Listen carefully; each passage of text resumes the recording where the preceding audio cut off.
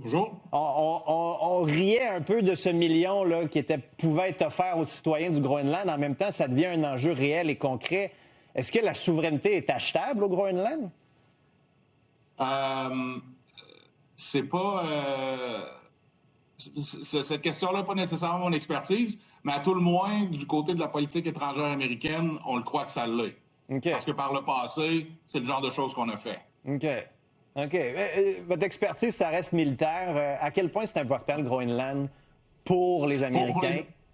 Pour les Américains, je vais commencer par dire qu'il n'y a rien que les Américains ont besoin pour leur sécurité nationale qu'ils ne peuvent pas avoir en ce moment avec les traités et les ententes qu'ils ont avec le Groenland.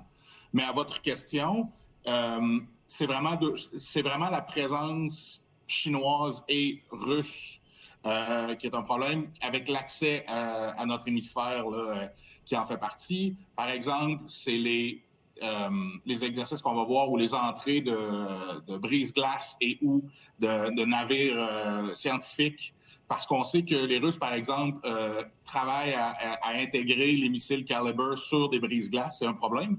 Mais le vrai enjeu, là, c'est ce qu'on a vu en 2024, pas loin de l'Alaska, dans les îles Aléoutiennes. Ça fait toute la journée j'ai eu de la misère à le prononcer. Mais ça a été un exercice commun entre la Chine et la Russie, où on a eu des bombardiers nucléaires qui sont venus quand même assez proches de l'Alaska, capacité d'attaquer le territoire américain, difficile à engager, puis tout ça. Et puis on voit un potentiel similaire à ça du côté du Groenland, donc on veut être capable de balancer contre ce problème. Puis à quel point on est inquiet pour vrai au Danemark? À quel point en ce moment les Danois se disent ça n'a pas de bon sens, ou c'est du grand Trump et il dit n'importe quoi, ou on avait vu tantôt des images de J.D. Vance et là on se dit OK, c'est peut-être la rhétorique avant les actions et donc il faut se préparer. Est-ce qu'on peut se préparer à une invasion de ça a l'air quand même loufoque, mais une invasion militaire américaine? Je crois qu'en ce moment, le monde entier commence à réaliser qu'il faut commencer à prendre au mot l'administration Trump lorsqu'ils évoquent une demande ou un besoin stratégique et tout ça. C'est sûr qu'on s'entend que la question est sur toutes les lèvres ici, c'est ce que tout le monde discute. À mon avis, est-ce qu'une intervention militaire est imminente? Non. Dans le futur proche, probablement pas. Mais on utilise ça comme levier pour essayer d'aller chercher le Groenland d'une autre façon. Soit d'amener un référendum. Déjà, je pense que les polls, ça ressemble à 56-58% en ce moment en faveur. Et donc, après, d'approcher le Groenland pour les amener à l'intérieur du genre américain.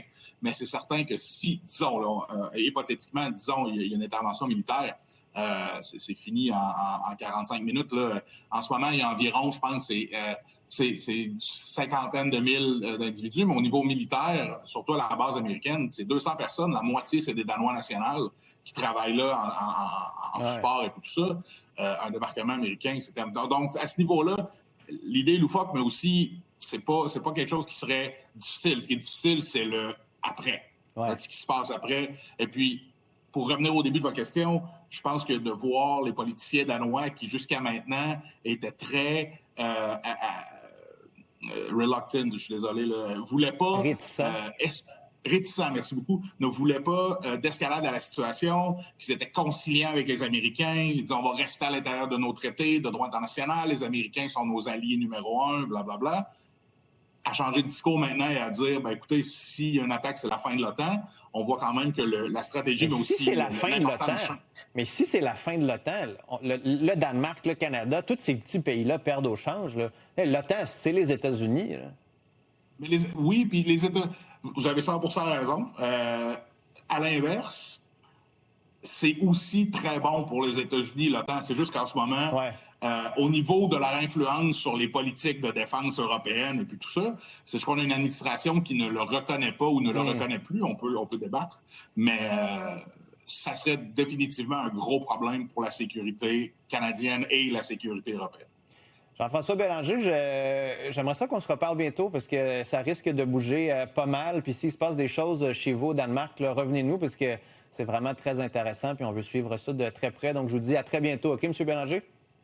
Je suis toujours disponible. Merci énormément. Salut.